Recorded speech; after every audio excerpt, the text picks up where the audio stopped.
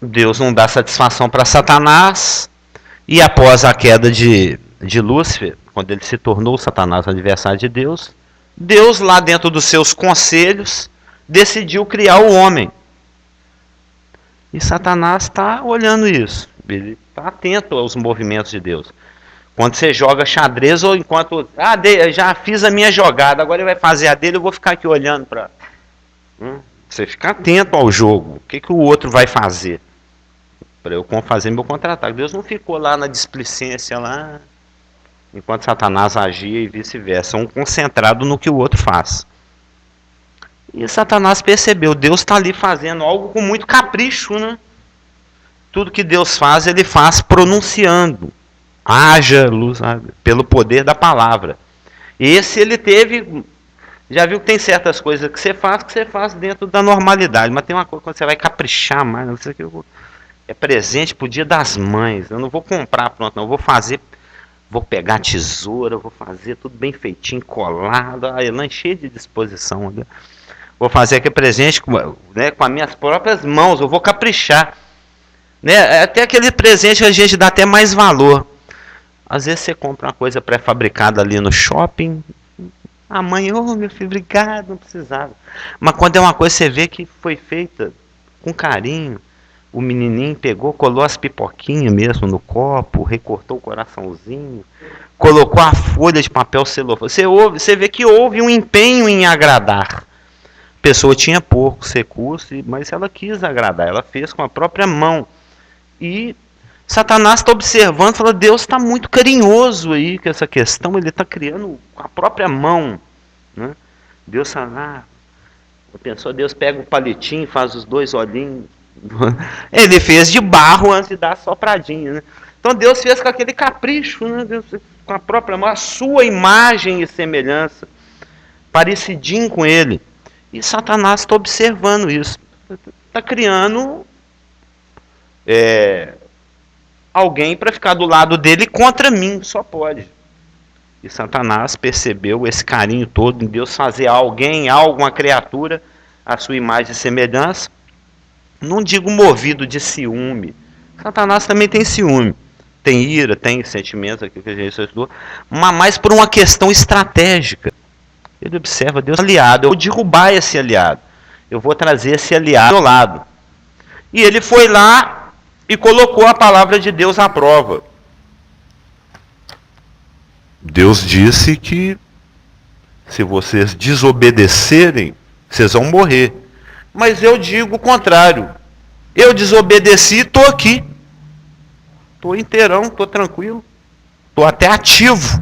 Então pode desobedecer numa boa que não acontece nada. E o primeiro casal deu ouvidos a esse blá blá blá de Satanás. Entrou na conversa dele. E Satanás arrastou a humanidade para o lado do time adversário. Né? O homem se tornou o inimigo de Deus juntamente com Satanás. A palavra fala isso em diversos lugares. Então, o homem, a humanidade foi arrastada por Satanás para essa luta, para essa guerra. Então, atualmente, o homem está nessa luta, está nessa guerra espiritual do lado errado. Deus criou alguém para estar do lado dele nessa guerra e Satanás arrastou o homem para o lado dele. Bom dia. Então, infelizmente, a humanidade tem lutado do lado errado. E isso vai continuar até o final do milênio. A gente sabe que no final do milênio, Satanás vai ser solto por um pouco de tempo. A palavra fala isso em Apocalipse 20.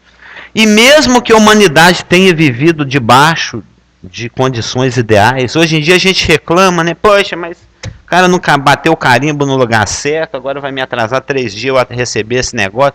A gente fica muito chateado com desorganização, por exemplo. Mas no milênio vai ser tudo tranquilo, vai ser tudo numa boa, vai ser tudo muito organizado, tudo em paz, tudo tranquilo. Tudo que o homem reclama atualmente, tudo que o homem reclama ao longo desses séculos, né? Não tem paz, não tem isso, não tem... Deus vai permitir que tudo que o homem demanda, que tudo que o homem quer, seja satisfeito no milênio. Mas mesmo assim vai existir uma insatisfação subterrânea, né? Uma insatisfação escondida. Eu estava até conversando isso aí, acho que foi com o pastor Geraldo no carro outro dia, ou foi ontem, foi esses dias conversando com alguém. É algo que ofende a Deus, mas ainda está acontecendo. Por exemplo, a questão do homossexualismo. Mas nós vamos ter gay nesse planeta só por mais algumas décadas. Aí nunca mais nós vamos ficar livres disso. Porque aí vem o milênio. Né? Porque enquanto vai rolar aí a tribulação, vai ter ainda homossexualismo, essas coisas. No milênio não vai ter essas coisas. Mas vão dizer, por exemplo, que tem pessoas lá durante o milênio que tem um impulso, que está querendo entrar nessa. Mas não pode. Vai ter que ficar dentro do armário 1000 anos. 1000 anos trancado dentro do armário. Um exemplo de por que Deus solta Satanás no final do milênio. Por exemplo, tem um monte de homossexuais trancados dentro do armário há 1000 anos, doido para sair. Aí Deus solta Satanás no final do milênio por um pouco de tempo. Falando, então vamos manifestar, né, tudo que estava escondido aí. Aquela monte de bicha presa dentro lá do armário por 1000 anos, sai tudo. Lá no final do milênio. Satanás, ele tem essa utilidade, né, catársica, né, de trazer... já pensou aquele monte de homossexual saindo do armário no final do milênio? Então, vai existir insatisfações. O rei governa com justiça, com paz, com autoridade, com certo de fé. Mas tem gente que está insatisfeita. Vai ter gente durante o milênio que vai estar doido para pecar. Não é só homossexual, vai estar doido para matar. Porque do coração é que procedem os maus desígnios. Não é? A gente estava estudando a questão do coração. É uma bomba. Tem que tomar cuidado, tem que entregar na mão do como é que chama? Do especialista antibomba lá, que é Jesus Cristo. Ele sabe desarmar essas coisas. A gente não tem competência para isso, não. E vai existir insatisfação da parte da humanidade. Então Satanás vai ser solto por um pouco de tempo. Então existe uma guerra acontecendo. E o homem está lutando do lado errado. Até no final do milênio, Satanás vai arrastar uma multidão como a areia do mar para ir contra Jerusalém. A palavra fala. No final do milênio tem Deus governando. Mas não tem justiça nesse planeta. Então toma justiça. Tudo que o homem reclama vai estar satisfeito. E ainda assim, a questão do coração não está resolvida. O problema maior, já falei, volto a dizer, e sempre vai ser esse, é a questão do coração. Você tem que resolver a questão do coração. Você está num casamento, você está numa igreja, você está numa relação, você está num emprego, você está num curso universitário, mas você tem que estar com o coração naquilo. Fazer porque tem que fazer, batendo ponto, porque agora casou, não tem jeito. Não é assim que funciona. Não é? A coisa você tem que ter o coração naquilo. Não, que agora uma vez casado para sempre, agora tem que morrer infeliz, né? Eu desculpo, meu marido é homossexual, mas o casamento é eterno, então tem que ir até o fim. Como é que funciona isso aí? Então são questões que a palavra trata delas. Você tem que ir lá para poder estar do lado certo da guerra espiritual. E Satanás arrastou o homem para essa guerra, lá no Éden. E nós observamos pela atuação de Satanás no Éden, que o único objetivo dele é contradizer tudo aquilo que o Senhor faz e fala. Se o Senhor fala, é certo que morrereis, ele vem e contradiz a palavra e fala, é certo que não morrereis. E o casal caiu nessa conversinha dele. O primeiro casal, Adão e Eva, se tornaram aliados de Satanás. E eles foram arrastados para a morte, na qual Satanás já está nela. Então, hoje, nesse presente momento da dispensação, e isso tem acontecido desde que Satanás derrubou a humanidade, o homem já nasce morto em seus delitos e pecados. Ele já nasce no reino de Satanás. Nós vimos também que ele em Gênesis 6, porque quando Deus viu as consequências da ação de Satanás dentro do jardim, ele declarou guerra a Satanás. Nós vimos isso em Gênesis 3,15, eu vou esmagar a sua cabeça. Eu vou mandar alguém nascido de mulher que vai acabar com você. E Satanás recebeu o recado, falou, puxa, Deus está declarando guerra a mim. Deus está falando que vai me destruir. Deus está falando que vai enviar alguém nascido de mulher para desfazer as minhas obras. Ele começou a trabalhar em função de neutralizar isso que Deus havia falado. É lógico, se alguém te ameaça, a sua reação é tomar medidas de defesa. Deus ameaçou Satanás. Vou enviar um homem nascido de mulher que vai esmagar a sua cabeça. Você vai tentar alguma coisa contra ele. Você vai tentar destruí-lo.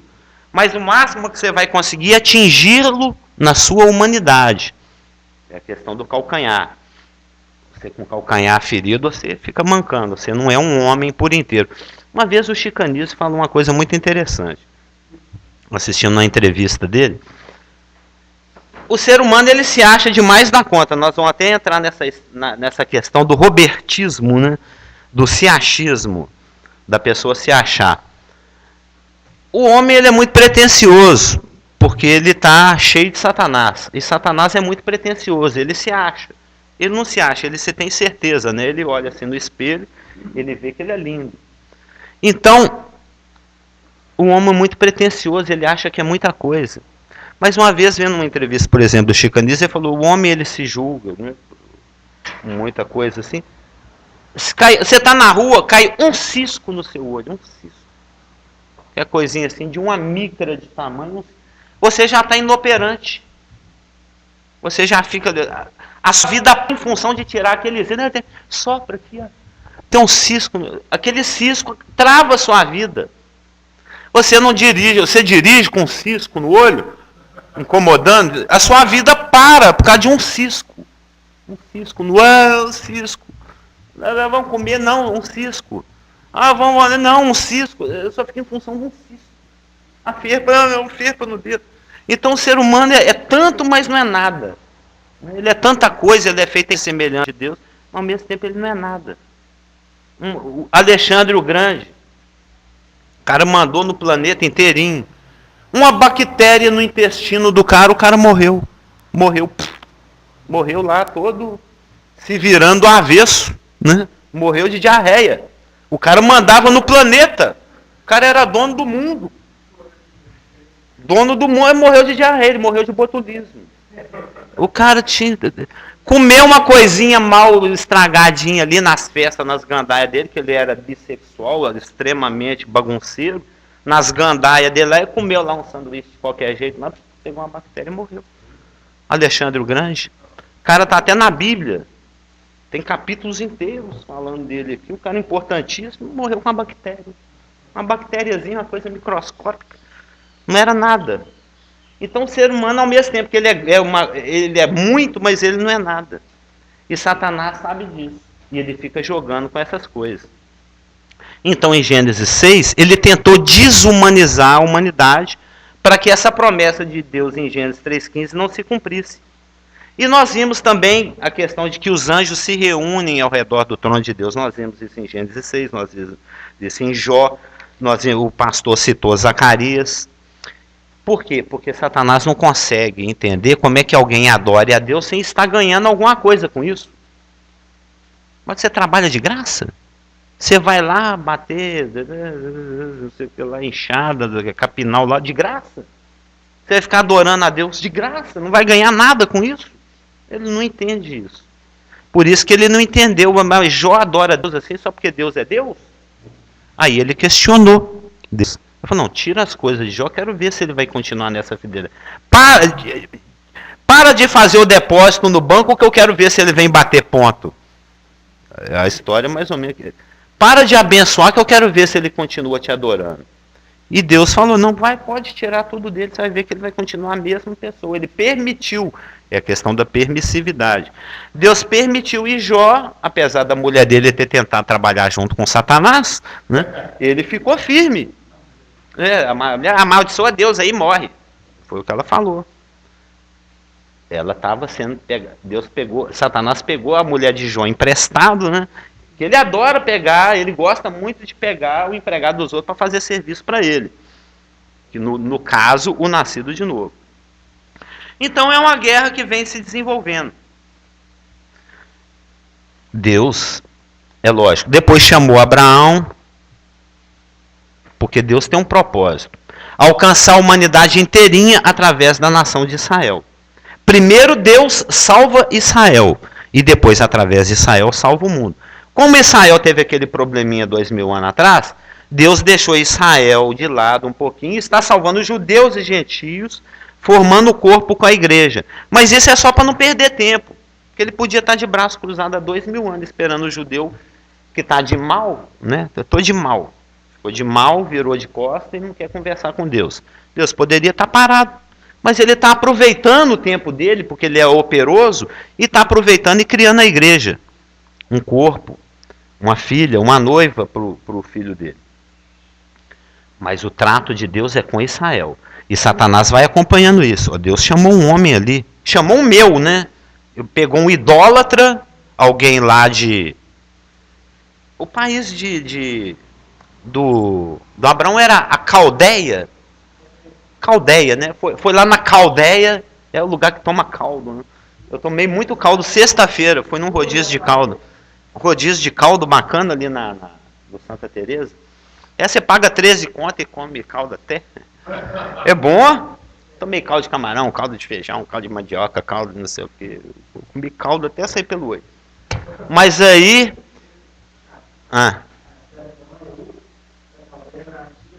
Exatamente. É porque ali, é porque é um lugar, é porque a Mesopotamos, né, aquela mesa que fica entre dois rios, ela é tão rica, então muitas nações brigaram por causa daquilo ali. Os sumérios, os caldeus, os babilônicos, os medos, os pés, viviam trocando de mão. Estava sempre trocando de mão. Mas na época que Abraão nasceu, lá era a Caldeia. Então Deus foi lá, chamou um caldeu, um idólatra, alguém de Satanás, para ser o instrumento dele para alcançar o restante. E Satanás está acompanhando isso. E ele está ouvindo Deus falar, vou fazer de ti uma nação. E Deus fez de Abraão uma nação, a nação de Israel. É aquela história. Ficou amigo de Deus, e Abraão foi chamado amigo de Deus, lembra? Ficou amigo de Deus, vira inimigo de Satanás, do cão. Não é? A amizade do mundo é inimizade de Deus. Ou é um, é outro. Ficou amiguinho do mundo, Deus está triste. Isso é até que eu ensino em escola dominical para nenenzinho, né? Ficou amigo do mundo, Deus está com um sorriso para baixo, igual no teatrinho. Aí Deus fica com a boca para baixo. Ficou amigo de Deus, aí o mundo fica triste. Não tem jeito de agradar os dois. É aquilo que o pastor estava pregando aí do cochear, né?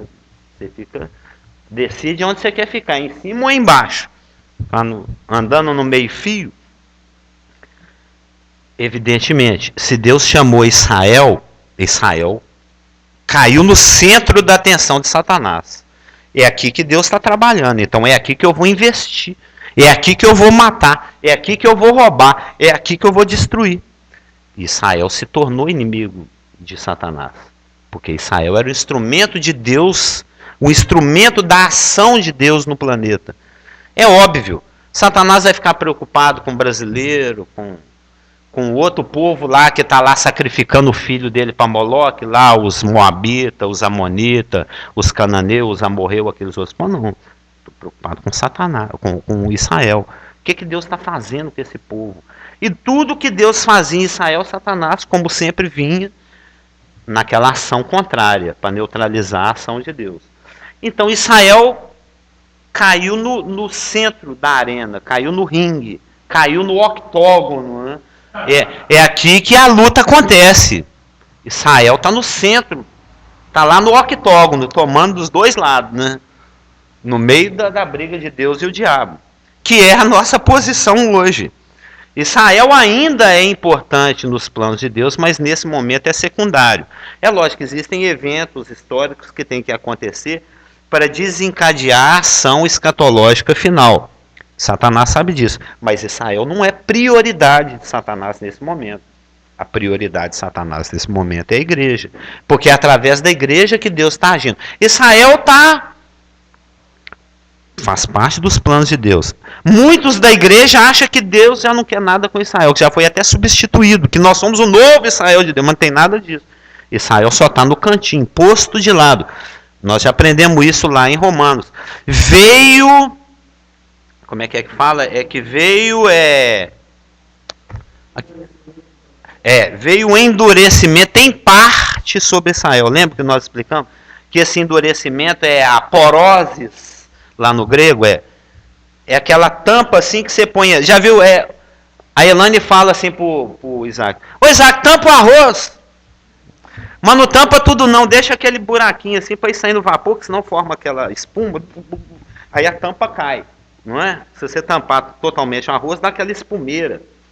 Aí a tampa acaba caindo. Então você deixa assim, quase que totalmente tampada, deixa ali 10%, 8% ali sem o vaporzinho ficar saindo.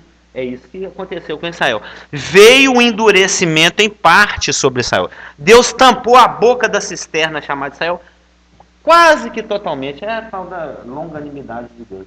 Ele deixou uma gretinha assim, de vez em quando pula um judeu ali para fora. De vez em quando um judeu converte. De vez em quando um judeu converte. Sai lá de dentro do buraco de Satanás, da cisterna, do capeta lá, e nasce de novo. Mas é assim que funciona. Mas, naquela época, antes da igreja, Israel estava no centro do ódio de Satanás. Se tinha um lugar onde Satanás agia, era em Israel. Contra os reis de Israel, contra o povo de Israel, tentando levar os homens de Israel para casar com as moabitas, amonitas, porque Deus falou, não casa. Tudo que Deus fala, ele saía para fazer o acampamento dele, ele não punha a pazinha dele na mochila para enterrar o cocô, porque Deus falou, quando você sair, se estiver peregrinando por aí, na sua mochila você põe uma pazinha, porque quando você fizer seu totô, você vai lá e enterra ele, para não ficar espalhando doença. É a vontade de Deus para Israel. É a palavra de Deus, carregar uma pazinha para enterrar o totô. Mas Satanás falava o contrário, quando você sair, não leva a pazinha. Porque tudo, não importa o grau de importância da ordem que está na palavra. É a palavra de Deus, não importa. Se Satanás conseguir fazer com que você desobedeça um versículo bobo, não tem problema, é desobediência. É isso que conta. Não, mas eu estou desobedecendo um versículo muito bobinho. Não tem nada a ver. Hoje em dia esse versículo nem conta mais. Nem vale mais esse versículo. Não existe isso não. Vale. Continua valendo do mesmo jeito. Mas ele vai estar ali para você desobedecer ou desobedecer, o que vai ser revelado é o seu coração. Entendeu? Se você está obedecendo com o coração, você está desobedecendo do mesmo jeito. E mesmo que você não esteja obedecendo, falando, nossa, eu tenho que voltar para Deus nessa área, já existe um progresso, já existe um caminho. O Espírito Santo já está conseguindo, pelo menos você está ouvindo. Você já não está com o ouvido totalmente tampado, pelo menos você está ouvindo a voz dele lá longe, mas está. Está meio assim, Carlos. Eu acho que é a voz do Senhor. Tem tanto tempo que você não escuta, né? Isso às vezes acontece. Então Satanás passou a atacar Israel, porque ele percebeu, é aqui que Deus age. Agora está fácil, né? Agora não tem jeito, né? Você viu ali que bacana? Agora não tem, agora ele tinha que enfiar a mão no bolso, agora não tem nem desculpa. E cada minuto sendo marcado ali. Uma outra. Então, Satanás odeia Israel porque Satanás odeia Deus. Jesus Cristo falou assim para os discípulos, vocês não precisam ficar assim meio assustados porque o mundo te odeia, não. O mundo te odeia porque o mundo me odeia. Ele falou, vós sereis odiados por causa do meu nome. Esse nome que a gente não quer negar. Então não se surpreenda. Isso é uma coisa que eu já vi muito no meio, na vida. Mesmo aquelas pessoas que falam que gosta de crente, na realidade odeia crente. Mesmo aquelas pessoas que falam, nossa, acho tão bonito isso que vocês fazem, na realidade não é isso que ele está querendo dizer. Não, é fato, eles nos odeiam, eles podem não saber. Eu já odiei crente, eu lembro, era para eu ter nascido de novo 20 anos antes. Se não fosse aquela coisa que Satanás coloca na cabeça das pessoas. Eu tinha 9 anos de idade, eu tinha um amigo que me evangelizava. Ele vivia me chamando para a igreja. Ele era um presbiteriano. Mas existia aquela coisa, não, eu vou em qualquer lugar. Eu vou no centro de Macumba, eu vou lá onde adora Satanás, lá em São Francisco. Menos na igreja de crente, não pode. Não tinha aquela coisa, né? Ir na igreja de crente é o fim do mundo. Alguém até falou, isso foi recente, falou, não, você pode ir lá, ficar lá, me visitar, ficar na minha igreja um pouco de tempo. Tem lugares piores para você, porque tem gente que fala, não, domingo, isso acontece um pouco com a minha sogra. Vai em qualquer lugar, mas falou, vão lá na igreja da Marluz. Misericórdia, a igreja da Marluz não pode. É lá que vai Deus, né? É lá que tem os crentes. É lá que está Jesus Cristo? Não, quer saber desse negócio. Deus, vida, Jesus Cristo? Não. Me deixa aqui na minha morte. Mas que coisa besta. Isso é Satanás. É Satanás que lança preconceito. É uma coisa tão pequena, mas que vai te amarrar a vida inteira e no final você vai para o inferno. É o caso da minha tia, por exemplo.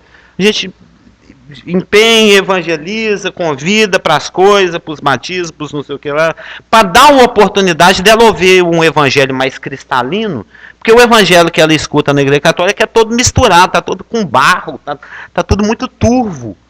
Eles cantam lá, fala de Jesus, reza, mas aquilo só passa, assim, não cria vida, né? Então, muitas vezes a gente a convida para os eventos, para as coisas, mas não, é coisa de crente, né? Qual o problema? Já não morde, não. Tem coisa pior que pode acontecer no seu dia do que ir numa igreja evangélica. Eu até gostei desse argumento. Você poderia ter em situações piores, poderia estar num CTI acompanhando um parente, num velório. Aqui é só um culto. E ninguém morde. Então, Israel passou a ser odiado pelo planeta. O planeta passou a odiar Israel porque Satanás odeia Israel. O mundo nos odeia porque o mundo odeia Jesus Cristo. E o mundo odeia Jesus Cristo porque Satanás odeia Jesus Cristo. Então, tudo que ia acontecendo, nós vemos que no livro de Juízes, lembra? Eu estava falando isso com alguém ontem, não sei. Às vezes a gente lê o livro de Juízes, lê o livro de Reis, aqueles livros lá históricos do Velho Testamento, a gente não entende, puxa vida, mas a pessoa, Deus age, livra, usa Débora, usa Baraque, usa Sansão, Gideão, liberta Israel, aquela coisa maravilhosa, abre o rio, o relâmpago, o sol para, tá? Passa uma geração, 20 aninhos, aí nasceu uma geração que não conhecia o Senhor e pecou tudo de novo. O pessoal não aprende. Eu estava lá naquele lugar tomando caldo ali no Santa Teresa. É ao lado de onde já foi um cinema do Luciano há muitas décadas atrás. Aí eu falei assim com meus meninos, falei, aqui já foi um cinema, eu já até vim assistir filme aqui. Ah, aí foi um cinema? Foi. Não parece não, que agora está tudo lacrado, né? A Reles, 20, 30 anos atrás, a vida era diferente do que é hoje, aconteciam coisas diferentes das que acontecem hoje, e existiam lugares que hoje em dia já não existem mais, né? A gente fala, ali já foi, tem cara de cinema, não. Ou seja, essa geração, os meus filhos já não sabem coisas que eu sabia, assim como eu já cresci vivendo no meio de coisas que eram comuns lá, a juventude dos meus pais. Falei, naquela época a gente deixava a moto lá na Praça 7. Falei, hoje em dia se deixar o guarda leva, o ladrão leva. Era diferente o comportamento. Meu pai fica falando que ele ficava lá com os amigos dele na Praça 7, esperando as garotas pegar o bonde. Porque na hora que elas subiam no bonde aparecia um pedacinho do tornozelo. Olha só, eles ficavam pegando barranco de tornozelo. Olhando as mulheres subindo no bonde, que na hora que subia no bonde aparecia um pedacinho da canela da mulher. Aí eles ficavam tudo doido. Nossa, eu vi a canela da Maria. Você vê, Satanás vai dando até onde pode, né? Então, mas é verdade. Então, essa geração já não sabe coisas que a minha geração sabia. Mas eu também, na minha geração, eu já não sabia coisas da época dos meus. É porque a coisa recicla muito rápido. Satanás tenta fazer a coisa acontecer. E ele quer que a coisa aconteça cada vez mais rápido. E acontece que à medida que a gente se aproxima do tempo do fim, as coisas acontecem cada vez mais rápido, porque não dá tempo de digerir. Porque as coisas com Deus é devagarzinho, lembra? Me adora. Topa. Ele quer que você tome uma decisão às pressas, sem pensar, sem meditar, sem tomar conselho, sem orar. Por isso que ele agita o mundo, a coisa está rodando rápido. Não dá tempo de digerir, não dá tempo de você pensar, não dá tempo de você orar, não dá tempo de você meditar, não dá tempo de você ter conselho, não dá tempo de você conversar com alguém, não dá tempo de você perguntar, você acha que é sábio? As coisas vão acontecendo, vão acontecendo, vão acontecendo, vão acontecendo rápido, vão acontecendo com pressa, e vão acontecendo de uma forma impensada, e vão acontecendo sem Deus, e a coisa vai ficando mais do jeito que ele quer. Mas dentro da... potencializando a ação dele.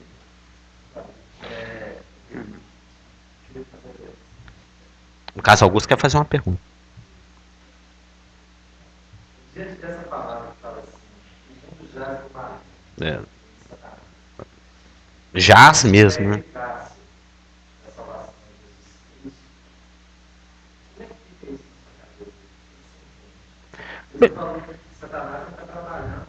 Pois é, ele prende a humanidade em coisas bobas, tolas, ineficaz, por causa de uma ação boba. A gente pensa, nossa, ele deve ter que fazer coisas pirotécnicas, gigantescas para neutralizar o evangelho. Não é, com coisas bobas, como uma fofoquinha. Nós vamos ver depois as armas que ele usa. As armas mais poderosas são as mais sutis, as mais bobas, aquelas que a gente deixa passar batido. A gente fica muito preocupado com um ataque maciço, com um ataque mais poderoso, que usa uma arma grandona. Não, ele agora vai trazer um cara com a capa vermelha e chifre e vai ficar falando em público que Satanás é o Senhor e que Jesus Cristo não é. Isso aí vai chamar muita atenção, vai ser muito óbvio. Ele vem com coisinhas sutis, que mina o seu cotidiano, que mina o seu relacionamento com a sua esposa, com o seu filho, com o seu pastor, com o seu patrão. Coisinhas pequenininhas que traz grande... Por exemplo, Jesus Cristo consumou uma obra fantástica e gigantesca na cruz do Calvário, né? Uma salvação completa, que tem regeneração, que tem justificação, que tem expiação, que tem um pacotão suficiente para tirar a sua alma do inferno e colocar lá ao lado do altar de Deus, substituindo Satanás pelo resto da eternidade. Mas ele vem com uma coisa boba. Ele usa a mídia, usa um vizinho, usa alguém, bem sutilmente assim, para falar com você. Você viu? Um exemplo bobo, né? Através de uma coisa pequenininha, você viu aquele pastor, ele foi pego roubando, né? O cara deu um tal testemunho, deu a oportunidade, Satanás vai usar muito. Você viu, o cara foi pego roubando. Beleza. Essa notícia cai na mídia. Aí você chega, você está evangelizando um colega. Aí você fala, pois é, sou o evangelho de Jesus Cristo. É aquele que foi consumado de maneira poderosa na cruz, tetelestado, né? E você está apresentando esse pacotão completo. Isso aí é fruto do trabalho de Deus em toda a eternidade. Mandar o filho dele para consumar uma obra a favor daquele por quem você está pregando. Você fala, pois é, Jesus Cristo morreu. Você apresenta a grandeza do evangelho. Satanás, com uma fofoquinha besta na mídia, ele vai e neutraliza aquilo. Ah, você está falando daquela igreja lá onde eles estão roubando? Com um boato, ele neutralizou a obra da salvação inteirinha para a vida daquela pessoa. Ela não quer saber de ouvir falar esse negócio de crente. Crente é aquele lugar que onde tem aqueles pastor ladrão. Aí começa uma coisinha boba. Ah, é a igreja daquele cara que tem 3 famílias? É a igreja daquele cara que mete a mão? É a igreja daquele cara que tem 3 mulheres? É a igreja daquele cara. Ah, evangélico é aquela turma que não sei... Ele vai criar boatos, vai criar informações de forma... Porque a gente fala assim, Satanás, a gente lê lá em Corinto, que Satanás cega o entendimento dos gentios, para que eles não vejam o resplendor da salvação de Cristo na igreja e se salvem. Mas como é que ele neutraliza isso? Com coisinhas pequenas, com coisinhas bobas, com pequenas informações que ele usa no sentido de tentar neutralizar a eficácia do evangelho na sua vida, na sua família, com seus parentes que não nasceram de novo, no seu bairro, na sua cidade, no país, no planeta. Ele quer neutralizar o testemunho da igreja. Ele quer neutralizar o testemunho pessoal. E isso ele consegue com coisas bobas, com detalhes do cotidiano. A gente tão preocupada com a grande campanha evangelística internacional e a nossa vida indo por ralo em pequenos detalhes que Satanás usa para neutralizar o evangelho. Quando você for pregar para o seu parente, quando você for pregar na sua cidade, no seu bairro, na sua casa, na sua escola, etc.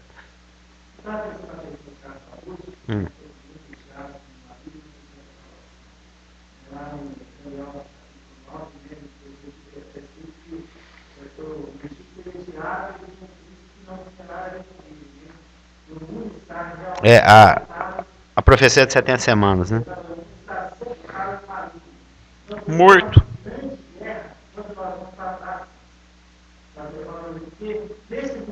O mundo já, as pessoas estão debaixo do maligno.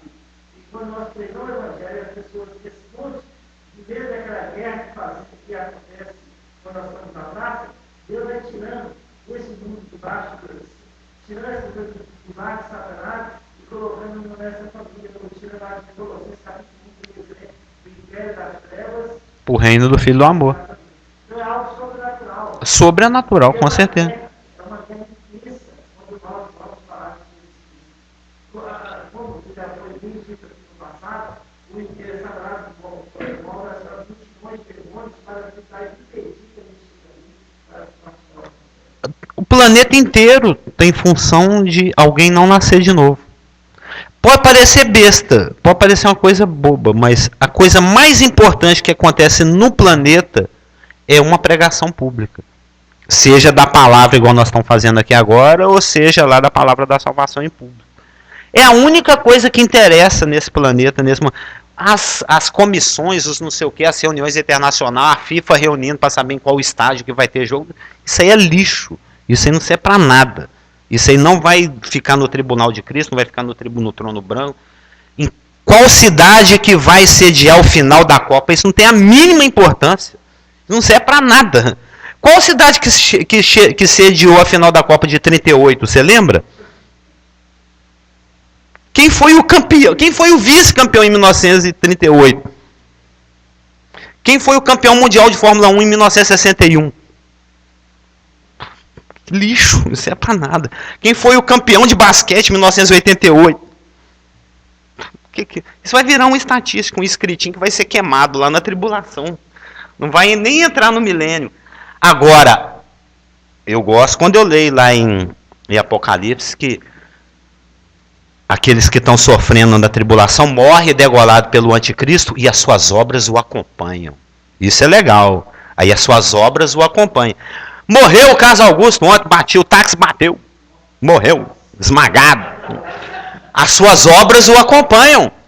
Tudo que você fez no Espírito te acompanha. Você vai chegar lá no trono, no tribunal de Cristo com muita coisa para ser avaliada. Agora, a partida que você ganhou de 5-0 não vai servir para nada. Eu marquei 3 gols, 2 de cabeça. Mas no tribunal de Cristo não conta, na eternidade não conta. Eu perdi 20 quilos malhando. Qual a diferença? Magro ou gordo, você continua salvo do mesmo jeito. Então nós vamos continuar vendo ainda por algumas semanas a guerra espiritual. Existe uma guerra acontecendo. Israel já esteve no foco, no centro dessa guerra. Como Israel está meio que de ladinho nos planos de Deus nesse momento, então a igreja está no foco, na mira de Satanás, porque é através da igreja que Deus trabalha e atrapalha os planos de Deus. Então nós vamos ver passagens no Velho Testamento onde nós vemos Satanás atacando Israel. E nós vamos ver que Israel não estava sozinho nessa luta. Nós vamos ver, por exemplo, em 2 Reis 6, aquele episódio já foi pregado aqui umas 8 vezes, e eu já falei mais umas 4, em que o Eliseu está lá. Lembra? O pastor pregou, não, tem alguém fofocando meus planos aí. Mas era o Espírito Santo que revelava para o Eliseu.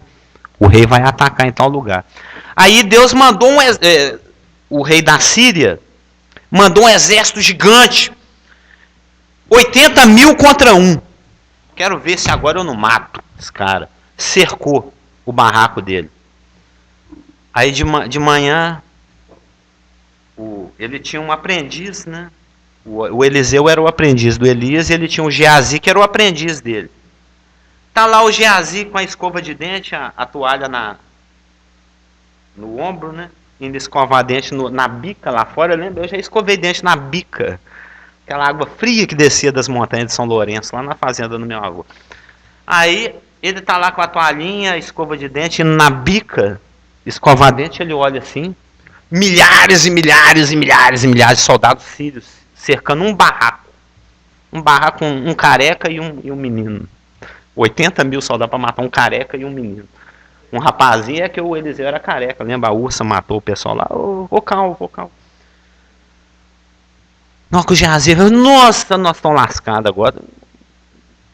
Ô, meu senhor, como é que o bicho está pegando lá fora? Não sei quantos milhares de soldados para matar nós dois.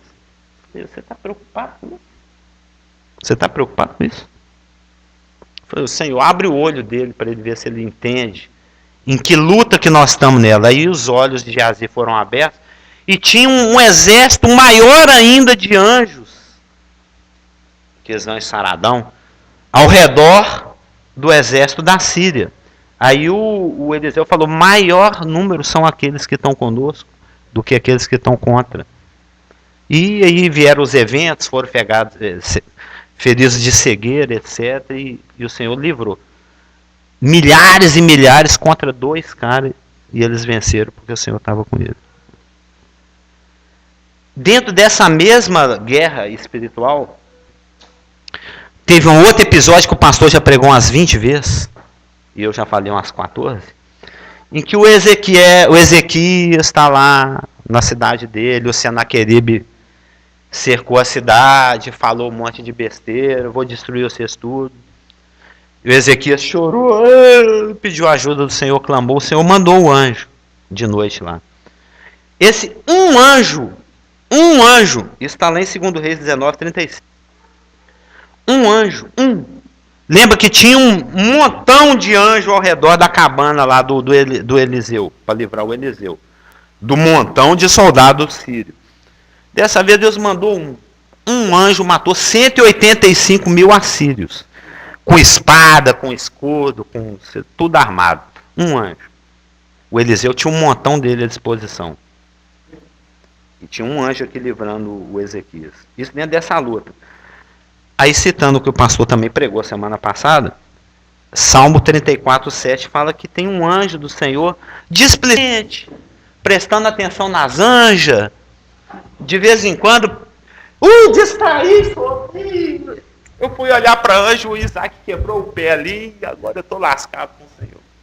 O Senhor vai me chamar lá para explicar como é que eu deixei o Isaac quebrar o pé, porque eu estava olhando para a anja. Nada. O anjo do Senhor está acampado. Ele fica ali acampado, ele arma a barraca dele e fica ali de olho. Deus mandou tomar conta do Isaac. Cada lugar que ele diz, tudo que ele faz, tudo que ele põe na boca, estou de olho. Estou protegendo, estou guardando. É o anjo da guarda.